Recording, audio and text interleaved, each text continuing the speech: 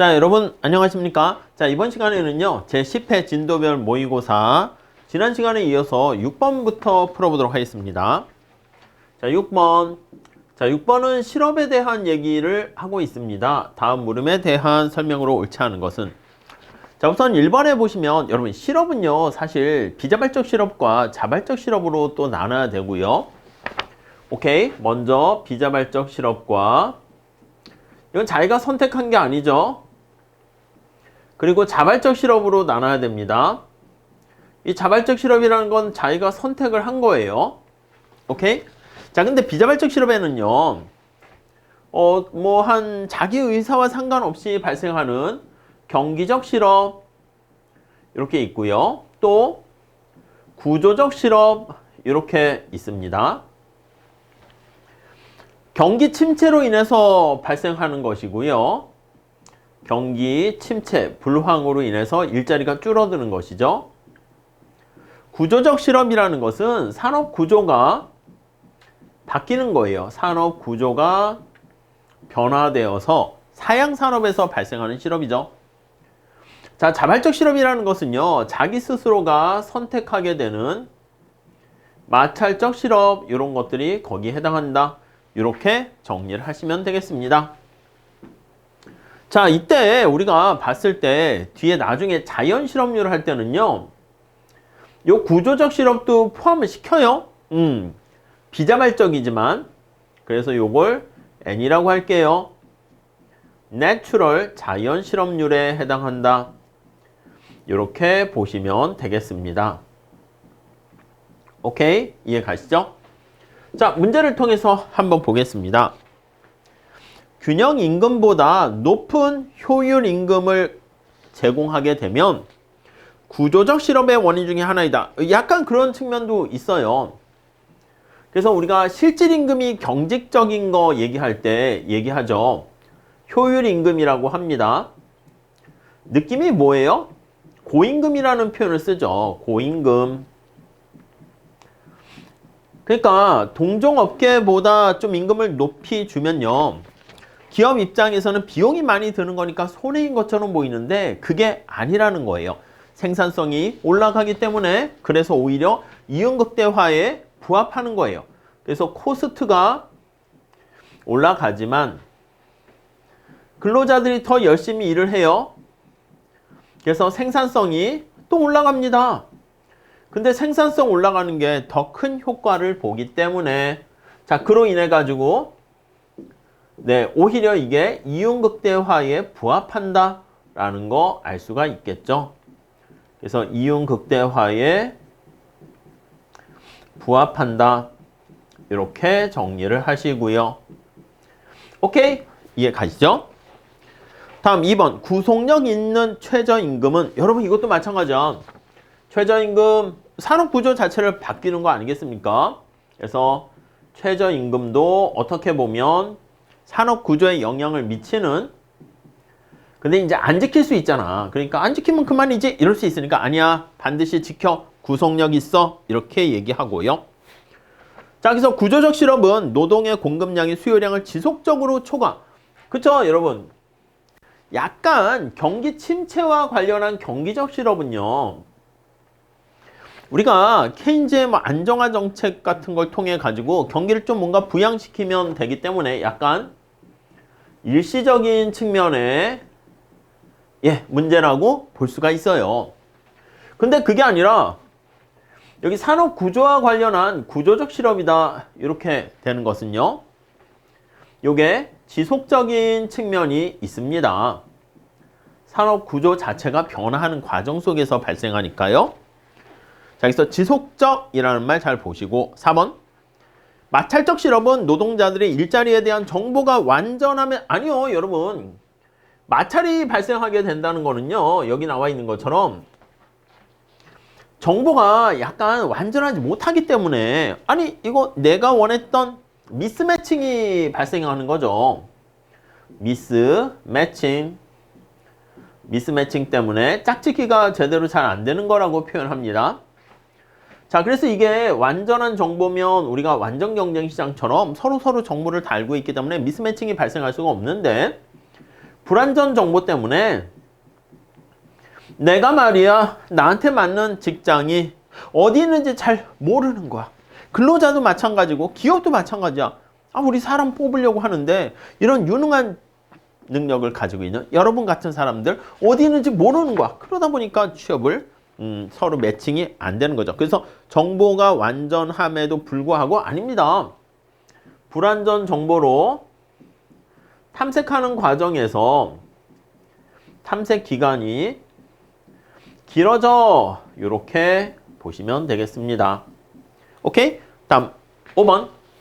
내부자 외부자 가설에 따르면 내부자가 임금을 높게 유지하는 경우. 약간 이것도 어떻게 보면 산업구조적 실업이라고 볼 수도 있긴 한데요. 인싸 아싸 모형이라 저는 얘기하죠. 인싸 아싸 모형. 여러분 인싸라는 게 취업에 성공한 사람들을 얘기하는 거 아니겠습니까? 이렇게. 그리고 아싸라는 게 취업에 성공하지 못한 사람을 얘기하는 거예요. 그래서 이 사람들이 실업자 이렇게 얘기하고요. 여기 이제 노조에 가입을 한 사람들이에요. 취업을 해서 노조에 가입한 사람들 이렇게 보시면 되겠죠. 오케이. 자, 그래서 우리가 기업과 임금 협상 같은 거 할 때 인사인 노조에 가입한 사람들은 자신의 권리를 주장하고 임금 협상도 하는데 아싸에 있는 사람들은 그런 목소리를 낼 만큼 힘이 없습니다. 자, 그래서 임금 수준이 높은 수준에서 내려가지 않게 된다고요. 이해 가시죠? 노조에 가입해서 이미 취업한 사람들은 저 밖에 노동자 전체 권익을 위하는 것도 있지만 여기까지는 신경 안 쓴다고. 자기 사내에 있는 우리 직장에 있는 노조에 가입한 그 노동자들을 원하는 게 기본 원칙이 되는 거죠. 오케이? 그 정도 보시죠.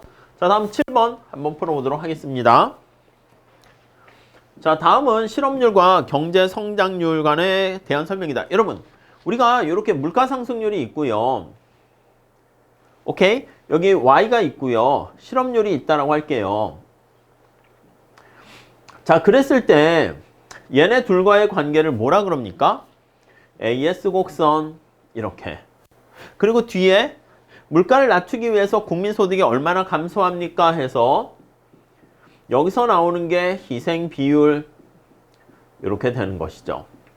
자, 요거 두 개의 관계, 인플레이션과 실업률과의 관계에 나타나는 게 뭐예요? 필립스 커브. 이해 가시겠습니까? 근데 여기 보시면은요, 실업률과 경제 성장률과의 관계니까 얘와의 관계를 나타내는 거예요. 얘네들은 무슨 관계예요? 그렇죠. 오쿤의 법칙 이렇게 얘기합니다. 자, 그래서 만약에 국민소득이 줄어들게 되면 실업률은 올라가게 되는 그런 관계를 보이죠. 자, 기억. 오쿤에 따르면 경기적 실업이 증가하면 경기 침체 갭 증가한다.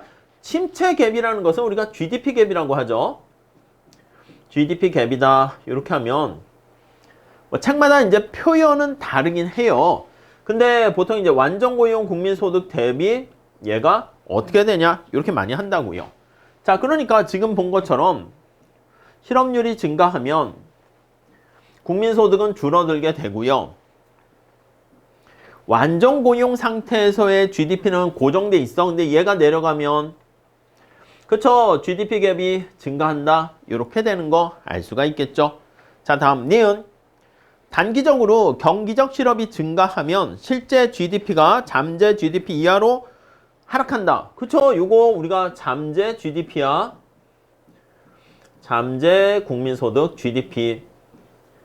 네, 그래서 얘가 내려가면서 잠재 GDP 수준 밑으로 내려가는 거 알 수 있죠. 니은도 맞습니다. 여러분, 디귿이 약간 말장난 같은 건데요. 오쿤의 법칙이 지금 국민소득하고요, 실업률과의 관계를 나타낸다고 그랬잖아. 거기 보니까 자연 실업률과 잠재 GDP의 관계 아니에요. 지금 얘기한 것처럼 자연 실업률이라든가 완전 고용하의 국민소득 이거는 고정이 되어 있어요. 오케이? 그래서 얘네들이 고정되어 있다는 전제 하에서 경기가 침체하게 되면 실업률과 GDP가 어떻게 바뀌는가 그걸 본다는 것이죠. 자, 관심사가 달라요. 자연 실업률과 잠재 GDP 아닙니다. 자, 다음 리얼 볼게요. 실제 경제 성장률이 잠재 경제 성장률보다 높은 경우. 자, 지금 리얼은 어떻게 되냐면 이 상황에서 봤을 때 실제 경제 성장률이 완전 고용 국민소득보다 높은 경우 이거 아니겠습니까? 여러분 경제가 침체예요? 과열이에요? 과열이지. 이렇게 경제가 과열 상태에 도달하게 되면 자 그러면 실업률은 어떻게 된다? 과열되어 있으니까 실업률은 자연 실업률보다 훨씬 더 낮다. 이게 과열 아니겠습니까? 이해 가시죠? 그냥 단순하게 암기하지 마시고요. 네, 맞습니다. 리얼. 예, 그래서 답은 4번 보시고요. 다음 8번 볼게요.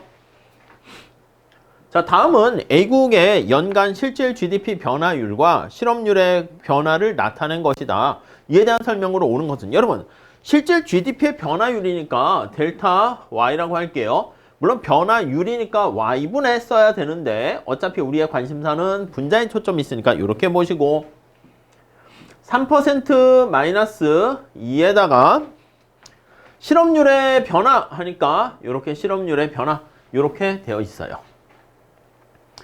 이 실업률의 변화와 GDP의 변화율 요거를 우리가 관심을 갖고 보는 거예요.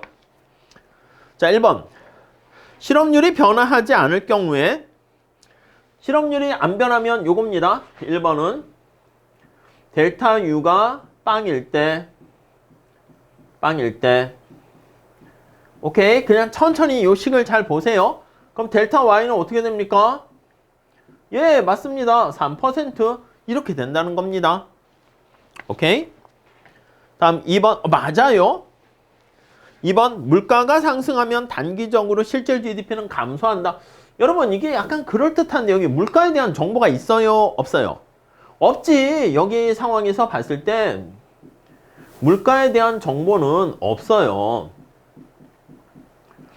그러니까 얼핏 보면 무슨 필립스 커브라든가 이런 거에 해가지고 있을 것처럼 보이는데 없다라는 거 잘 보시고 다음 3번 실질 GDP가 1% 하락하면 실업률은 자 3번은요 실질 GDP가 얼마요? 1% 하락했대. 그러니까 마이너스 1%라고 쓰면 되겠죠. 마이너스 1% 이렇게 해서 내려갔어요.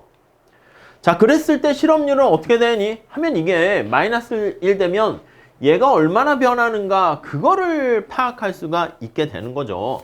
2% 변하는 거 아니겠습니까? 얘가 2%포인트 상승하는 거를 알 수 있지만 5%에서 5.5로 변한다? 아니요. 지금 현재 실업률이 얼마인지는 알 수 없죠. 지금 현재보다 2% 더 올라간다. 이런 것까지는 알 수가 있지만 오케이? 네, 그 정도 보시고 자, 자연 실업률은 얼마인가? 자연 실업률도 알 수 없지. 여기서는 그러니까 실업률과 GDP와의 관계를 얘기하는 약간 오콘의 법칙을 얘기하는 거예요. 앞에서 봤던 오콘의 법칙. 자, 여기서 자연 실업률이 얼마고 이런 것들은 여기 정보는 없습니다. 자, 5번. 실업률이 5%에서 6%로 상승하면 아니 그러니까 실업률이 5%에서 6% 1% 상승하게 되면 그러면 실질 GDP는 얘가 1% 올라가게 되면 2니까 3에서 2를 빼면 1% 변한다는 거 알 수 있죠. 그래서 Y는 1%포인트만큼 변한다라는 거 포인트를 넣어도 되고요. 자, 그래서 그거까지는 알 수가 있어요. 2%가 아니군요. 오케이, 이해 가시죠? 예, 요 정도 정리하시면 되겠습니다. 자, 다음 9번 한번 풀어보도록 할게요. 화폐 수요 함수가 주어져 있고요. 화폐 공급은 8,000, 물가 수준은 2, 기대 물가 상승률이 10%라면 균형 실질 이자율을 구하세요. 오, 여러분 피셔 효과라는 힌트도 있네. 그러니까 화폐 공급이 균형에서는 화폐 실질 화폐 수요랑 당연히 같아지고요. 자, 실질 화폐 수요가 어떻게 돼 있습니까? 하면 5천입니까? 5천에서 마이너스 5천 i 이렇게 되어 있죠. 자, 주어진 값들을 대입하는데 우리가 또 하나 피셔 가설이라는 피셔 방정식이요. 네, 거기 가로 안에 설명이 있어요. 피셔 효과라고 되어 있습니다. 자, 이게 명목이자율은 실질 이자율에다가 물가 상승률 이렇게 되어 있는 거예요. 오케이? 자, 그러면 물론 이게 예상 물가 상승률인데 정확하게 이제 예상하고 실제가 같아지게 됩니다. 자, 거기 보시면 기대 물가 상승률이 10%라고 이렇게 되어 있고요. 10% 됐죠? 그 다음에 화폐 공급이 8천입니다. 8천 있고요. 기대 물가 물가 수준이 2고 기대 물가 수준이 10%일 때 이렇게요. 자, 그러면 우리가 지금 찾고자 하는 게 어떤 겁니까 하면요. 얘가 레알이라고 하는 실질 이자율 값을 찾는 거예요. 은근히 피셔 가설하고 이렇게 같이 연결 지어서 자주 출제가 됩니다. 자, 그러면 요 i 값을 명목이자율 값을 찾을 수 있을 거예요. 이거 어떻게 되냐면 0.2, 20% 값이 나오게 됩니다. 여기 4천 이렇게 되니까 오케이? 자, 그래서 요게 바로 20%라는 거예요. 20%. 그럼 실질 이자율은 10%. 오케이, 그 정도 봐주세요. 그래서 얘는 10%가 된다라는 거.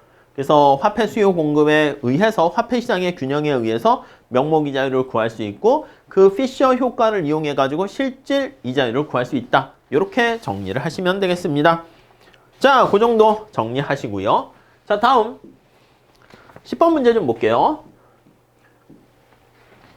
구축효과에 대한 설명이다. 옳은 것을 모두 고르면 여러분, 구축효과라는 건 정부 역할이 커지게 되면서 민간 부분을 위축시키는 거잖아요. 우리가 이렇게 했습니다. Y는 C, 소득이 또 소비에 영향을 주고요. I, 여기 이자율이라 쓸게요. G, 이렇게요. 자, 그래서 우리가 정부가 정부 지출을 증가시키잖아요. 얘가 증가해요. 자, 얘가 증가하면서 여기서 끝나는 게 아니고요. 이렇게 소득이 증가하면서 소비가 증가하게 되는 요 연쇄 효과, 이걸 바로 우리는 승수 효과다. 이렇게 얘기를 합니다. 오케이? 근데 그게 아니라 정부 지출이 증가하면서 이자율이 올라가고요. 민간의 투자를 이렇게 떨어뜨리는 효과가 발생합니다. 그러니까 얘가 여기서 이걸 떨어뜨리는 효과가 발생하죠. 이걸 뭐라고 한다? 맞습니다. 구축 효과다. 이렇게 얘기를 합니다. 오케이? 자, 그래서 우리가 구축 효과, 승수 효과. 이 승수 효과는 누가 주장을 하냐면 케인즈 학파가 주장하고요. 구축 효과는 고전 학파가 주장한다. 이렇게 보시면 되겠죠. 자, 기억 볼까요? 자, LM 곡선이 수직이 되면 자, 구축 효과는 정부의 확장적 재정 정책이 IS 곡선을 우측으로 이동을 시킨다고요. 오케이? 자, 그러니까 LM 곡선이 이렇게 있어. 국민소득, 이자율. 자, IS 곡선이 이렇게 있는데 자, IS 곡선이 우측으로 이동을 합니다. 자, 그러면 여기 나와 있는 것처럼 이자율이 주어져 있는 상태에서요. 만약에 IS가 우측 이동하게 되면 이만큼이 사실 구축 효과, 승수 효과가 되는 거죠. 네, 승수 효과, 요 색깔로 했으니까 이걸로 할게요. 자, 여기서부터 이렇게 가게 되는 게, B점으로 가게 되는 게 승수 효과, 이렇게 됩니다. 근데 그게 아니라 이자율이 올라가면서요. 민간 부분의 투자를 이렇게 떨어뜨려서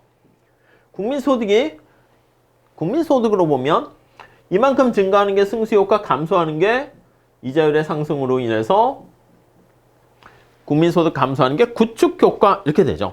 자, 구축효과의 크기가 승수효과의 크기보다 커져서가 아니라 LM이 수직이면 여기 나와 있는 것처럼 LM 곡선이 수직이면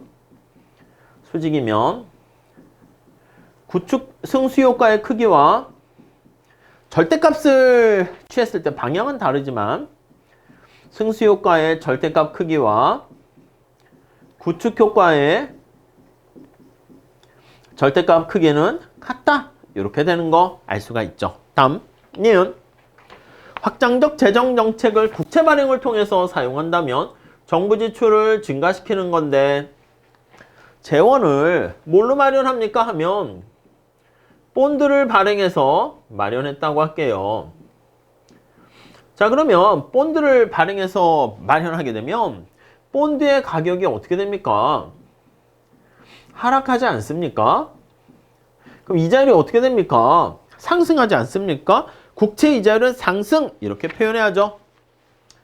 그래서 이게 민간의 투자가 감소하게 되는, 위축되게 되는 이게 바로 구축 효과다 라고 보시면 되겠죠. 오케이? 그 정도 보시고. 자, 디귿. 구축 효과는 투자 감소 외에 추가적으로 유발된 소비 감소에 따른, 맞아요, 여러분.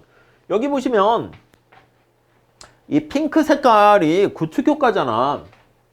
소득이 감소하게 되면 얘 소비도 또 감소하긴 하겠죠. 얘도 추가적인 구축 효과라고 볼 수가 있다고요. 오케이? 이해 가시죠? 그러니까 우리가 정부가 확장적 재정 정책을 실시했을 때 IS가 우측으로 이동했을 때 구축 효과는요. 이자율이 올라가서 투자가 감소하는 것도 있는데 저기 나와 있는 것처럼 소득이 좀 감소하잖아. 그래가지고 소비가 또 감소하는, 그래서 소득이 감소하는, 궁극적으로 요 메커니즘도 구축효과라 볼 수 있다. 광의의 구축효과 측면에서 맞고요. 자, 다음 리얼. 구축효과는 확장적 재정정책이 요게 제일 중요한 거죠. 이자율을 상승시켰기 때문에 발생한다 라고 정리를 하시면 되겠습니다. 오케이, 요 정도 봐주시면 되겠습니다. 자, 이렇게 정리하시고 다음 시간에 11번부터 같이 또 풀어보도록 하겠습니다. 감사합니다.